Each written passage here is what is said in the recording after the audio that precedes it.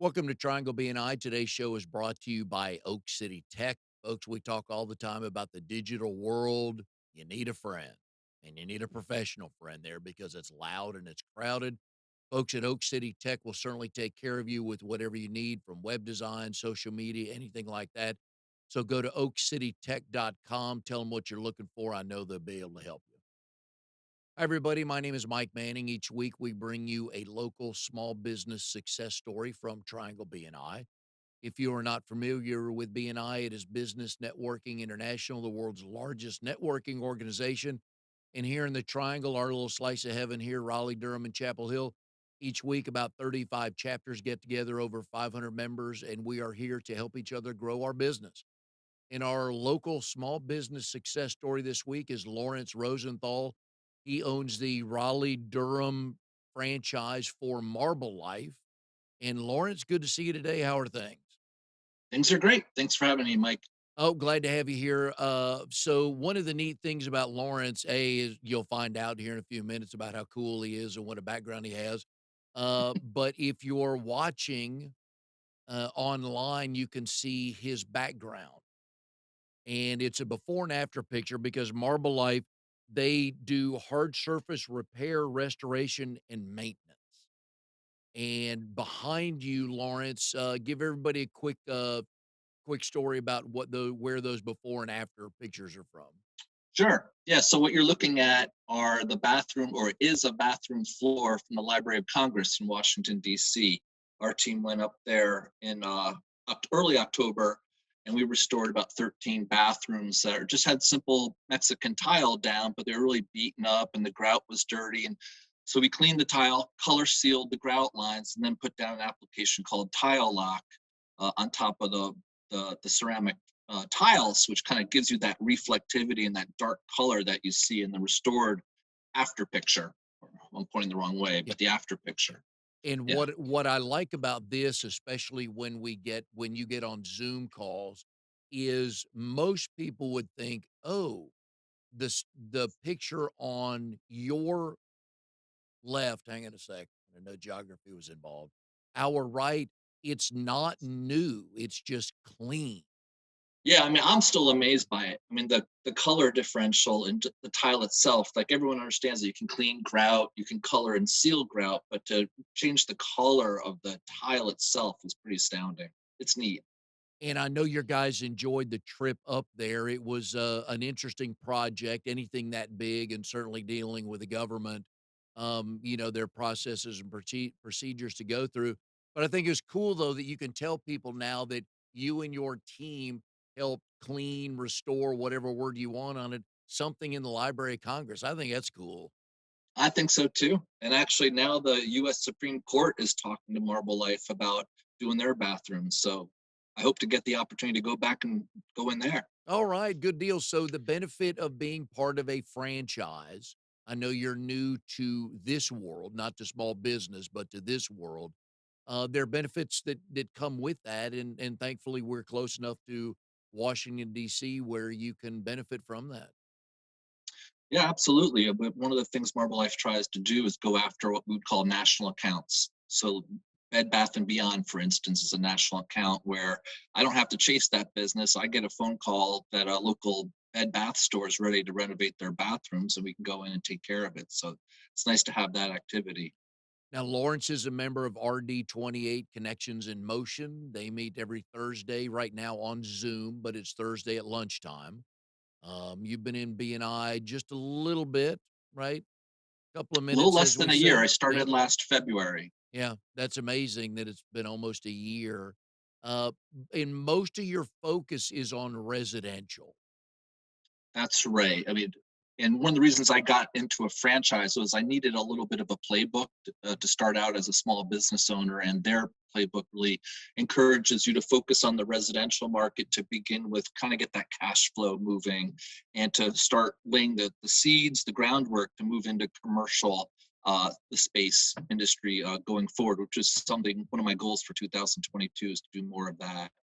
But I want people to know that their bathroom or their kitchen floor in their house, you can make the exact same progress with that you did at the Library of Congress. So if anybody's got kind of that flooring that just looks like blah, right? You can come Yep. in, and the grout though makes a big difference as well. It really does. And while what the before and after pictures you see here are really more for, I would call it more of a commercial play to kind of lock everything down. It creates an impervious surface essentially. Um, but the color stealing of the grout line is very much a residential play, and it really delivers a great before and after of your bathrooms as well. So if we've got some homeowners watching and listening, they've got one of those bathrooms or kitchens that's kind of close to they've at least thought about it because they've looked at it. What are some of their next steps to do to look into getting that looking like what you did at the Library of Congress? I would suggest they just give me a call, and I would come out and take a look and consult with them and give them an idea of through our, through the equipment we use, what kind of cleaning of the tile and grout we could, what kind of results we can deliver, and whether it would be necessary to also do a color seal application on top of that. Often we go in and we can clean tile and grout, and the grout lines will lighten. They may not lighten as much as the homeowner would like, or they may not lighten in a uniform way, in which case we can apply a color seal and basically color the grout and seal it, but with any color they choose. You've got 10 shades of white and cream and gray and black and blue, like whatever you want to do, we can do it to your grout. A lot of times, well, let me back up. Reality TV like HGTV and DIY channels are filled with shows of people who tried to do it themselves. And sometimes it just didn't end up the way they had hoped it would. When somebody tries to do it themselves, what are they using and why doesn't it usually work out? So I haven't come across a lot of people who've tried to color seal their tile themselves, but we often come across people who are trying to get etches out of their marble vanities, Yep. or chip repairs on their granite counters, that sort of thing. And usually they're just using kind of consumer grade materials that aren't as effective as what we've got. If you've got a stain in your countertop, we have commercial products that will pull that stain out, uh, or most of it out, depending on what it is and how long it's been there. But usually the stuff you find at Home Depot doesn't really do very much for you. But more commonly than not, we run into instances where either a consumer or say a cleaning service uses the wrong cleaning product on natural stone. So marble, quartzite, granite, it can etch, it can become stained. And so it's highly advised not to clean your natural stones with things like vinegar or any sort of citric based product, even though you're trying to be environmentally friendly and you're looking for green products. Those green products usually have citric acids in them and they will etch your natural stone. Interesting. And I know my brother and I owned a commercial cleaning company and a pest control company over the last couple of years. We've since sold both of those. And we ran into that as well. That was usually one of the first questions we got is, are your products green? Right. And what we learned, and we were early on for the commercial cleaning, this was early 2011, no, 2013. So that was 8 years ago, and a lot's changed since then. But we ran across this stuff with the pest control as well as is it green? And on the commercial cleaning, some of the green products didn't clean. And while we're all wanting the same goal is a safe product to use, some of that stuff just doesn't work. And I'm sure you've run into that as well. You want a product you can use in somebody's house, especially that's not going to, do any harm. But some of those that say that advertise, hey, this is a green product, it just doesn't work. Yeah, and to your point, what I find is that not only does it not often, but sometimes it doesn't work. But when it comes to natural stone, it damages the stone, which creates a whole nother host of issues to be able to restore it and correct that damage. Yeah. And some things are just hard to do by yourself. Sometimes it's easier to call a professional, I Yeah. guess. And we came across that as well, especially on the pest control stuff. 'cause you're right, folks can go to Home Depot and they can buy stuff that'll, take care of bugs, but it doesn't get to the root of the problem. It's not Right. strong enough. The stuff we could buy, like what you can buy, a commercial grade, it just the over the counter stuff just wasn't strong enough to get to the root of the problem. It would solve it for a couple of weeks, maybe a month, but it didn't do that, it didn't do what it Mhm. needed to do. And I know you've run across that as well. Yeah, I've definitely run across that. I think the stores, probably from a liability perspective, they limit the strength of some of the products they sell because they know that the common guy trying to apply it might make a mistake and hurt themselves or hurt others in the process. So we're in a position to come in with stronger detergents and cleaners because we've been trained on how to deploy them and use them carefully. And products like that, though, in the business world, the business owners are very aware of what people don't want in their house and what might, not be the best stuff. So there every week that stuff changes, it gets better, it gets Hmm. safer, and Hmm. for people to know that when they call you, you're not going to come in there with stuff that's going to, make their house stink. Yeah, I was just going to say that actually. It's a common question I get while I'm at someone's home and kind of assessing the situation. Is there going to be dust? Is there going to be a mess? Is there going to be a smell? Unfortunately for us, all those answers are no. So, we use water to trap the dust that we may create from grinding on stone, and our chemicals don't have any strong fumes to them. So it's a pleasant surprise to the homeowner who's concerned about that. Yeah. Yeah, because all most industries have their myths, and that's one of them that, "Oh my god, they're gonna come in and do this to my bathroom floor, and when they're done, it's gonna be X, Y, and Z," and technology has made that, for the most part, a lot of that a non-issue, but businesses wanna walk in there like you, they wanna go in somebody's house, and when they leave, they want it to look like we were never there, except a cleaner Exactly. floor. Yeah. Yeah.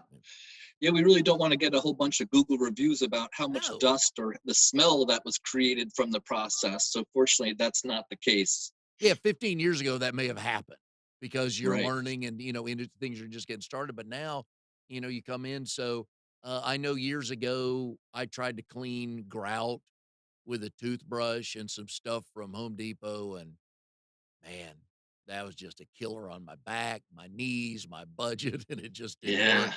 And a toothbrush wasn't built to clean grout. I was told by a Yep, friend, that's and true. it didn't end up well. So, Amnon, Yeah. you had a story about, the tile on Lawrence's right, which is our left. Yeah, the lighter, uh, tiles remind me of the tiles that we had in Israel, in Jerusalem. They were really sorry about that. He's got a call here to make more money, so hang on a sec. No, He's gonna put him on hold. and, they did not have grout in between. I'm remembering picking up as a kid, picking up those tiles, and it was like there was dust underneath them, but they were over an inch thick. Hmm. And they held in place. I mean, eh, they didn't have as much space as they do here when they put grout in between them, but they were still loose. Hmm. They won't pop out because they were real heavy. But I mean, we used to take them out, me and my brother, and take them out and hide stuff underneath, like, a note or something. You put it under and you cover it, and you hope that when your mom mops the Yeah, floor, it doesn't get, but it was just, I mean, I saw the color and it was that color yeah. exactly.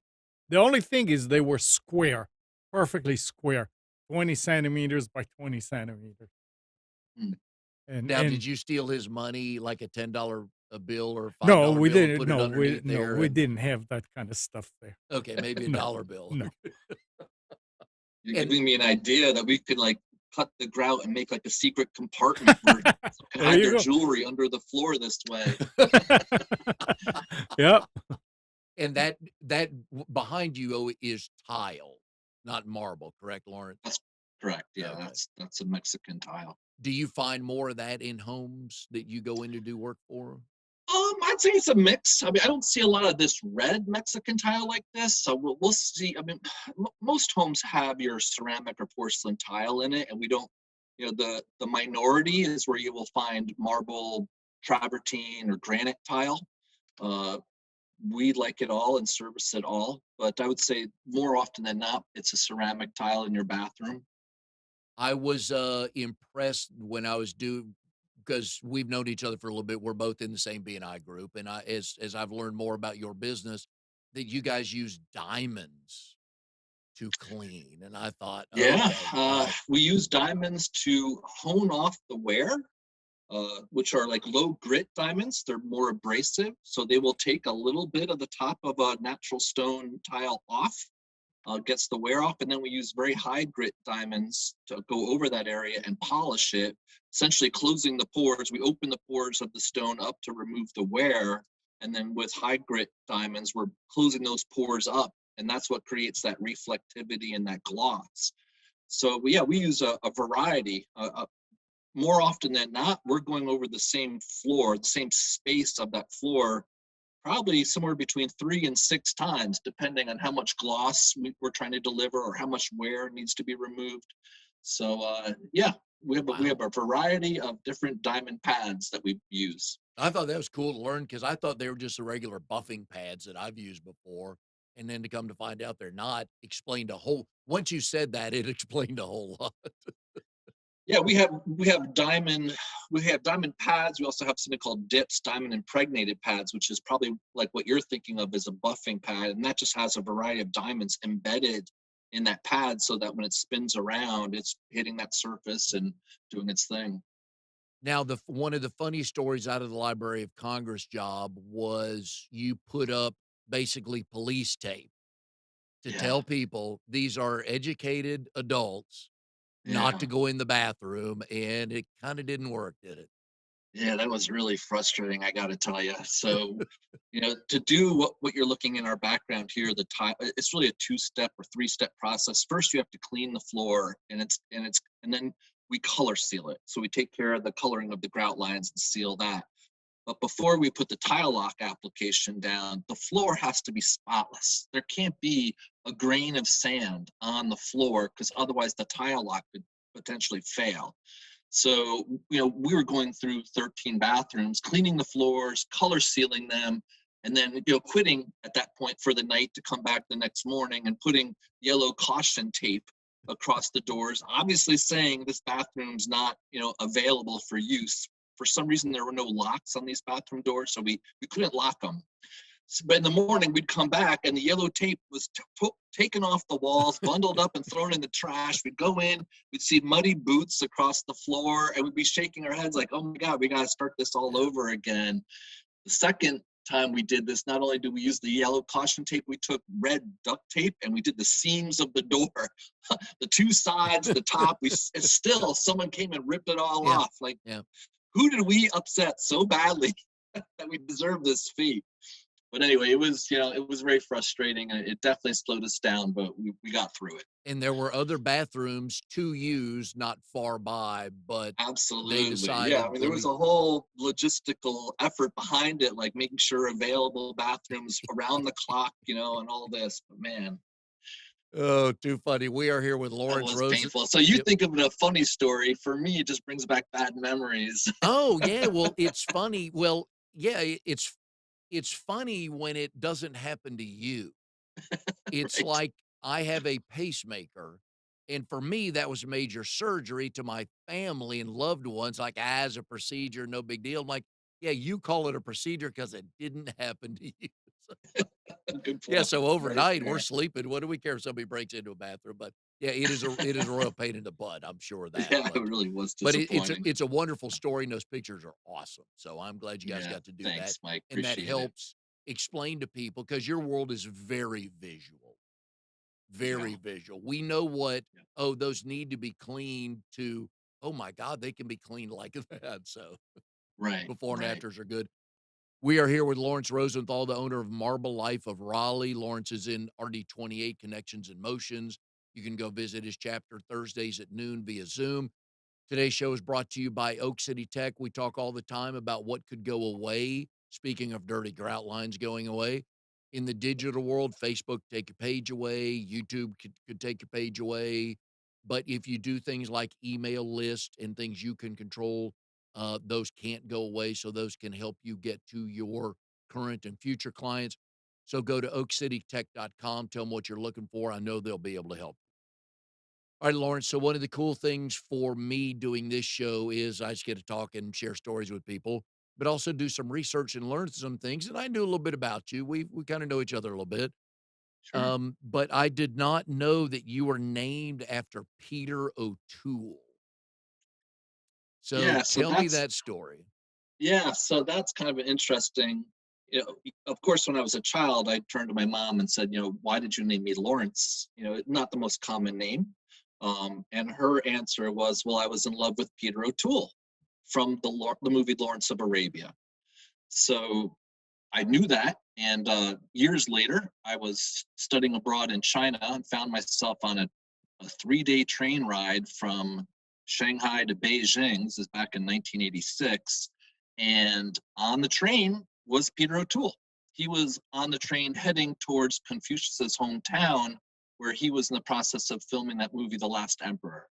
So I walked up to him. We're stuck on a train for the next 2, 3 days. I wasn't sure how far he was going down the line, but I was going to be on that train for a long time. So I walked up to him and kind of introduced myself and said, "Hey, I was named after you because of Lawrence of Arabia." And he turned to me and like cussed me out and said, "Leave me the hell alone, get lost." I was like, "Oh my God. I mean, what did I do?" I was I was absolutely shocked.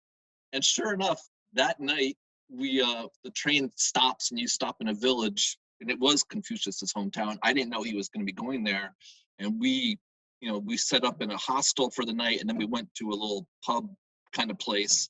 And sure enough, Peter O'Toole walks in there too. And I walk up to him like, "Hey, you bastard." I don't remember what I said, but I said something to him, was like, "All right, I'm not having any of this anymore. And you're no longer my favorite movie star, that's for sure." So anyway, that's the story. So your mom one day was watching Lawrence of Arabia and Peter O'Toole. Nice. She probably wished that I would be born with those blazing blue eyes he had in the Hey, movie, but who she was in love with him. who's got that, right? So Yeah. your folks never shortened to Larry growing up or anything like that? Always It Lawrence? really wasn't. My mom's from France. She's very formal, so she kind of didn't allow that to happen when I was young. Every once in a while, my brother-in-law calls me Larry, and that's about it. And he knows he's just doing it because he can, but yeah. Now, I was going through your, Facebook page professionally, of course. I do stalk, doing research for Right, the right. show, but professionally. And I know you had told me you had gone up to get your parents for Thanksgiving, which was Yeah. cool. And they came down. Of course, you and we'll get to Michelle in a second. I know you have 3 boys, and there's a picture of your mom with a tray full of cookies. So Right. I can only assume, A, your 3 sons love your mother, but that's yet another reason why they love your mother, right? Oh, absolutely. Yeah, I mean, they love when Nana cooks. So I drove up to Reston, Virginia, brought my parents back down here. We hadn't seen them for a while, and I was kind of concerned. My kids are getting older, and like, how many more opportunities do you get, to spend several days with your grandchildren? So, went up to get them, brought them down here for about a week, and Nana came with pie crusts and all the fillings, and she made 7 pies for Thanksgiving, which was like way over the top, of course. And then she started baking all these cookies because periodically she would bake cookies and mail them to my kids. I've got 2 at university. They'll get a care box from her every once in a while. But Nice. everyone noted that she came down with pies and no cookies, and there was some grumblings about that. So she, after Thanksgiving, the Friday, Saturday after, started making a whole bunch of cookies for everybody. So what kind of pies did she make? So she makes 3 or 4 key pies. Of course, pumpkins. There was pumpkin pie, sweet potato, cranberry, cranberry raspberry pie, but my favorite is the pecan Kahlua. So it's a pecan pie with a whole bunch of Kahlua liqueur in it, and that is just an awesome, awesome pie. I'm gonna have to mention that to my wife, and also her dad is a I've told this story on the show before. Her dad is a dual threat because he can cook and bake. So Yeah. he'll get you with the brisket at 5 o'clock off the grill, and then Oh, hammer away with the apple pie at 7:30 after the brisket. He can do both, and he's very oh my good at it. gosh. Well, Uh, that is awesome. pecan pie with Kahlua. I like Oh that. yeah, pecan Kahlua I pie. like that. I'll get you the recipe so you can share it with your dad. Yeah, Or your that'd be great, yeah, and yeah. your mom is of French descent? Yeah, yeah, born and raised. My dad met her. He was in the U.S. Army and was stationed abroad and met her. She was working on an army base, Okay. and they met and got well. They ended up well. She's Catholic.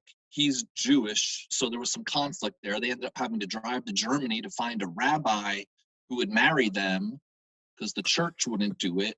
And then they moved to the US and got married with civil servants here. And years later, got married a third time. That's the one I can remember because I was actually there for it in a Catholic church. Oh, So, yeah, wow. yeah, Alright, yeah, so she saw one of those, handsome flyboys, right? And he yeah. saw Well, he was a the gorgeous tank. local. Yeah, he was a gunner in the tank. He shot the tanks. But yeah, My in-laws my father-in-law is retired Air Force, and so he was okay. a pilot, and, my mother-in-law was working on the base one day in Oklahoma, and in walks her future husband and, oh, yeah, so they move all over the world and everything, but those stories are fun. I love those moments in time, right? Yeah, Yep, your dad's not in the service, and you and I aren't talking today. It's that simple, right? exactly. I think it's something about a man in uniform. Yes, yes. Unfortunately for my wife, I would always wear a cleaning uniform, and that just, good thing we were married, earlier, so otherwise, I don't think that'd be such the draw, but, Right. one of my favorite questions on the show for married couples, you and Michelle, how did you meet, and do you both tell the story the same way? I think we do tell the story pretty similarly. We were both working for a publishing company called HarperCollins, and I'm not sure how to tell the story. We met on an elevator, essentially. The short version is we met on an elevator. She was holding a bunch of textbooks, and I offered to push the button to the floor she was going to. I didn't offer to take the books out of her hands, but I hit the button for the floor and she said, "Thanks, I owe you one." And it was the night of the holiday Christmas party. And I said, "Well, how about a dance later tonight at the company Christmas party?" So that's kind of how it started. Wait, now that was a hope. How about a dance, right? You're Yeah. thinking cool and, what could go wrong if she's going to say no, and what are the odds she says yes, and she actually thought, "Hey, that's a good idea." Yeah, it worked out. It had it worked out, but it was in jeopardy at one point because she saw me talking to another girl in the corner, also named Michelle, and I think she got a little pissed off about that. But in the end, I circled back to the correct Michelle Mhm. and was able to get that dance. And, how would you grade your dancing skills in general? Oh, that's an easy one. I'm definitely like a C minus Yeah. for sure. And would I'm a she Grateful Dead fan, so Yeah. if you know what if the impact on that means my dancing is usually standing in place and not doing a whole bunch of movement.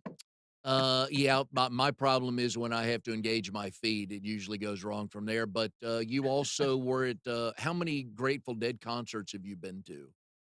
Oh, many, many more than I'm comfortable announcing publicly. Any chance you were in Atlanta in the mid-90s for a concert they played at the Omni right next to CNN Center? No, I never made it all the way down to Atlanta, but I did travel basically from Maine to I'd say as south as Virginia to see shows and went out to California occasionally for them. Alright, so here's my only run-in with Deadheads. I mean, I'm aware of them. I've seen it everything, right? So mid-90s, I'm working at Turner Sports in Atlanta, and our offices were downtown in the CNN Center, which is right next to I don't know if the Omni is still there, but it's back that's where the Hawks played back in the day. And the Grateful Dead's there, and when they come to town, my understanding is they stay 2 or 3, 4 nights for back to back to back shows, right? Yep, Because a that's lot of usually people at just least. because you Yep, guys are loyal as hell. yep. And the entrance to the CNN Center was on the side by the Omni, and some of your fellow deadheads decided, We don't need a hotel room. We'll just sleep right here. No, And man, absolutely. oh man, was that a strong odor. Yeah, Uh, they can set up a camp pretty yeah, quickly and really just cordon the world off and to make their own little environment very easily. yeah. And we know what the essence in the air was. It did not take long to distinguish that. Let me just say that. Patchouli oil, right? Sure, sure. Let's go with that.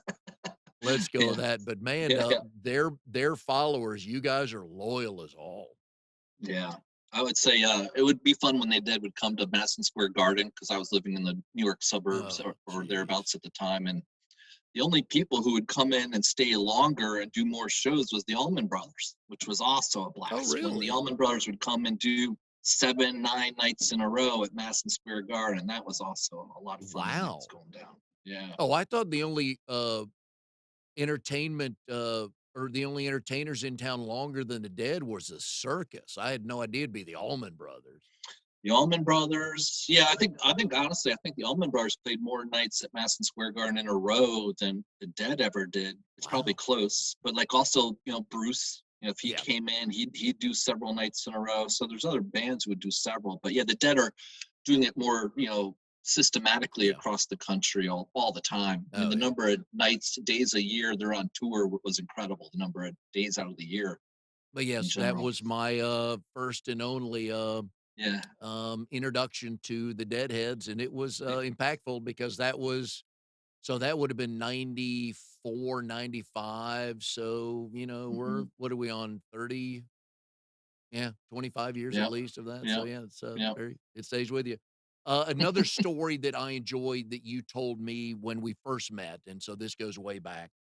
A Tibetan sky burial. Yeah, so very unusual thing. Usually piques people's interest, like what is that?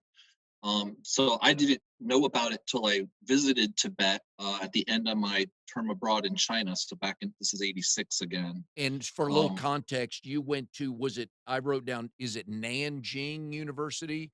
yep, Nanjing So Teachers College. okay, Yep, so you Nanjing had been Teachers over College, just there. near. Yep. So I was over there for a semester, just a Okay. little bit north and west of Shanghai. But at the end of the semester, I had three other buddies from the school, and we traveled. The four of us kind of traveled across China into Tibet and then down into Nepal and India. So it's kind of a neat little trip over the Himalayas. And when we were in Tibet, of course, we get high altitude sickness right away, and we can't move for 3 or 4 days while those white blood cells, or wait, it's red blood cells, are being made to carry the oxygen and get you back on your Yeah. feet.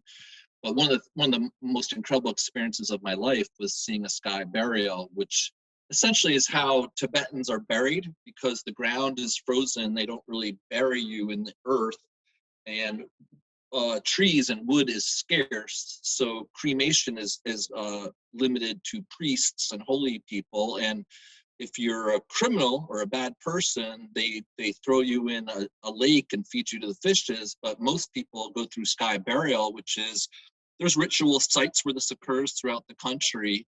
And basically, you sit as a group, your family, your clan sits together. The body of the person who's passed away is in front of you, and the priest, a holy guy, will come with a machete and just start chopping the flesh off the bones of the body, and then take the bones and grind them up into a powder or thereabouts, and then gather that all up together and set it in basically a holy site, like a rock, that everyone's kind of standing around and then witnessing.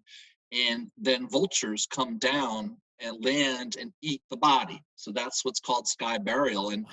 while it sounds really gruesome, it really isn't that gruesome to witness. The blood is drained from the body beforehand, so you're not seeing a lot of blood or anything. And when you watch what happens all in all, you realize it's kind of like the cycle of life. It's a way that that life just kind of revolves and continues, and so it's an incredible experience to have. The one thing that can be problematic is when that first vulture comes down and rejects the body and doesn't go to eat the body but takes off. That's considered a bad omen, and that's what happened to me when I was there. So the people that I had already offered cartons of cigarettes and liquor to, and we were all sitting and getting along just fine, all of a sudden it all kind of fell apart, and they shoot us away. And as we backed up, they started throwing rocks at us, and we didn't understand what had gone wrong, but we understood later on that that was a bad omen. The bird rejected the body. We were no longer welcome, and so we hightailed it out of there. But yeah, it was one of the most incredible experiences of my life, no doubt. Now, how long did that process take before you guys were shooed away?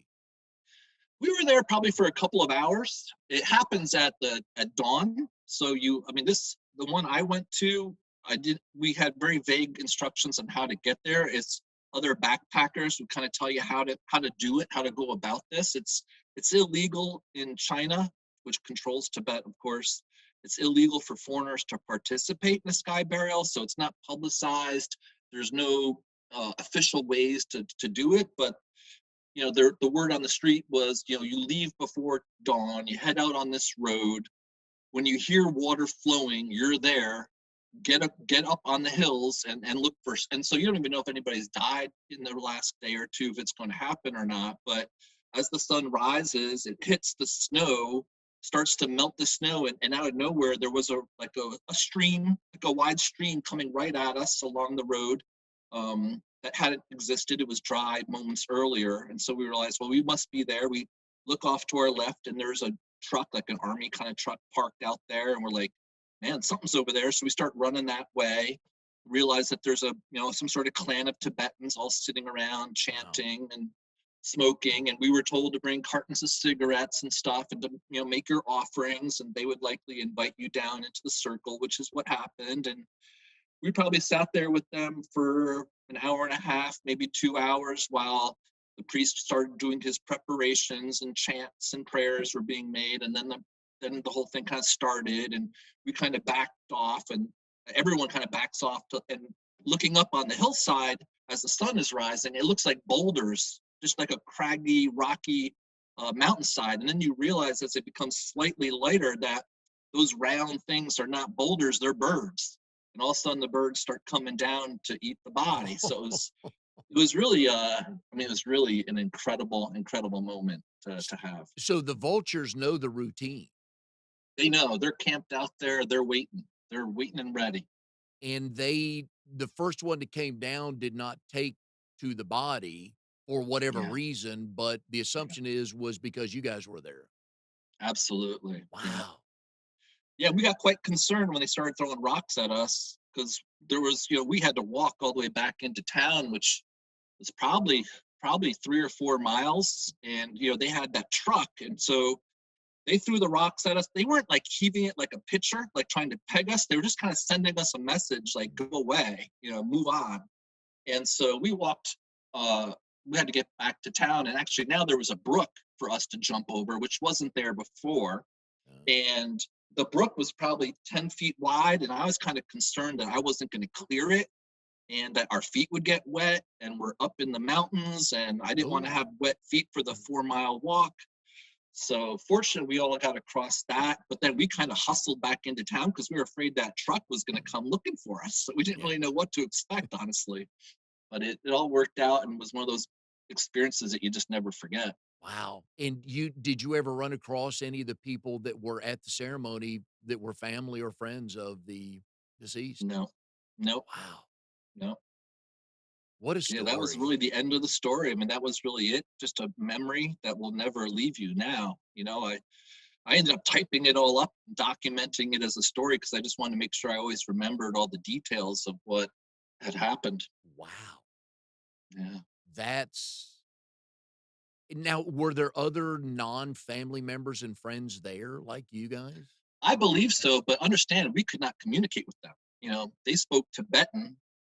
I spoke very little Chinese, so there was really no way to communicate other than just sign language. So to me, I didn't know who was being buried. Yeah. Uh, I didn't know where they were from, but Tibetans tend to like the backpackers because they're a nomadic culture. So they are wandering around the countryside, and they appreciate when they see Westerners who, with their backpacks on, there's a bit of a kindred spirit there. So Tibetans tend to be quite warm and welcoming to the Westerners. This is back then, when there was really no established Chinese sponsored tourism of Tibet. But back then, you had to kind of get in with your backpack and make your own way on your own, and they kind of respected that. And because you had cigarettes and stuff like that, once you showed them that, is that when they kinda waved you in? Yep. Yeah, I think and I don't think it was really how much we offered. I think it was the fact that we were offering. Yep. So, I went in with a carton of cigarettes, a small bottle of booze. I don't think the booze actually ever got opened. It was just handed over to someone, but the carton of cigarettes got opened. Everybody had a cigarette, kind of hang out. Wow. Now how many people were there? I would say about 25, and And there was four of us. did you get a sense that there were other ceremonies within a couple miles of where you were? I believe that each town has each what I'd call a town, what we probably think of more like a small village, Yeah. has a location for this purpose. Yeah, Wow. yeah. And this was the one for Lhasa, which was the capital. So probably more activity there than at the others. Yeah. Holy cow, I love when firsts are on the show here. That's definitely a first. I don't know that I Yeah, it's don't really know that unusual. yeah. And, well, very few Westerners probably have ever been able to be a part of that, so I think you're in a rare community at that. Yeah, I agree. Wow. Yeah. That must have been something so you enjoyed your time over there in China, in school, and the travel? I did. We were one of the first 12 Americans ever to go on a full exchange program with China. So we went to Nanjing Teachers College, and students from Nanjing Teachers College went to my school, Union College, upstate New York. But back then in '86, there weren't a lot of white people roaming the streets in China, and the Chinese government was really afraid to have us corrupt their youth. So they built a separate dorm for us to live in. They ended up building a separate cafeteria for us to take our meals in. We had a guard on a hall of this newly built dorm that kept an eye on us. So it was a kind of a strange time for a kid in college to be in China. We had to register in and out of towns. If we wanted to travel, we'd have to go to the police department and say, tomorrow we're planning on taking a bus to Wow. Suzhou or wherever we were going. And then upon arrival, we'd have to go right to the police station to sign in, so they knew where we were all the time. Yeah. So different, but I had a wonderful time. I learned to appreciate the Chinese culture, its history, and all that. But the problem was kind of finishing in Tibet really left a very sour taste in my mouth as far as what the Chinese had been doing and continue to do in Tibet, which is basically bringing in so much Chinese population to make them a minority and kind of take steps to erase their culture, their religious sites, and all that sort of thing. So it left a very sour taste in the end, although I had a great time overall. And while you were over there, is that where you learned to appreciate and perfect your skills of haggling and bartering when you bought something? Yeah, it's a must. It's a must. Um, I actually think I perfected those skills traveling back to Asia as a young professional in the years afterwards. But yes, you have to learn to uh, bid very low and give up very little ground. It's not like you're. I was thinking realtors when they negotiate, they tend to meet in the middle quite a bit. It Yeah. seems to me, and this is not the sort of scenario you want to meet in the middle. You want to claw every little bit, make them earn every little bit of yuan and money and savings that they want to take from you. You have to be very careful with it. In the conversation you and I and Anu and Mark had about that, Mark was on a couple of weeks ago telling the story about May, his wife, when she went and offered like $2 for a $150 earring or, Yeah, a necklace. yeah, And what you guys the other thing I learned was it was disrespectful not even to counter their price. that's right. Yeah, I mean it's the negotiation. Let's say you're in some sort of department store, gift store in Beijing. I mean, there is an assumption that you're going to negotiate, and so they're going to throw out a really high price, and you're expected to come back with a super low price. And if you don't, and you just say no thanks, they kind of get upset about that, and will. If you start walking away, they'll pull you back and say, "Hey, come on, give me something to work with here. Let's do this thing." And so there's a little bit of that culturally. You should negotiate. Oh, that would be so much fun. I had a chance to go to Russia years and years ago, and I love that. Just yeah. I loved it for a few years. It does get old after a Yeah. while, but you're constantly amazed by how low of a price or sale price you can walk away from when they start so super high. Yeah. So, I had gone to those like knockoff markets where there's North Face jackets that, supposedly fell off a truck, but in fact, they're just being pirated and copied. And so they'll ask for 200, let's call them dollars, and you counter with $1.50. They feign shock that you would dare say $1.50, but an hour later you're walking away for $3.25. You've got the jacket. And they're happy because the cost of goods was like 78 cents, and so everybody wins. Yeah. Exactly. So, And there's some Westerners out there where they start at $250, $300, and they negotiate them down to $150. They feel really good. The vendor's like, okay, good, we did our thing. You can go your way now. I'm set for the month. Everybody makes money on that deal. So, all right, folks, if you've got granite or marble or grout that needs to be cleaned, anything like that, we've talked about a number of things that Lawrence does at Marblelife. We put his phone number up on the screen. What's the best website for them to go learn more about what you do, Lawrence? Just marbleliferaleigh.com Okay. will get you there, or Marblelife in general will give you a sense of the organization. It shouldn't be too hard to find. Yeah, and as we talked earlier, kind of joking about it, but not really joking about it, there's some things you kind of need to leave to professionals. In marble and granite's kind of one of them. You can cut your own lawn, you can mess that up because you can fix that, but you don't want to mess up marble or granite, whether it's on the floor or countertops or anything like that. So please reach out to professionals like Lawrence, and I know he'll be able to take good care of you for that. And Lawrence, we have enjoyed having you on the show today and learning about Tibetan sky burials. I was Yeah, amazed the first time you told me that, and I was glad you're able to share that with everybody. absolutely. Thanks for having me. It was kind of a fun trip down memory lane for Yep. myself. So thank you for that. And we will see everybody next time on Triangle BNI.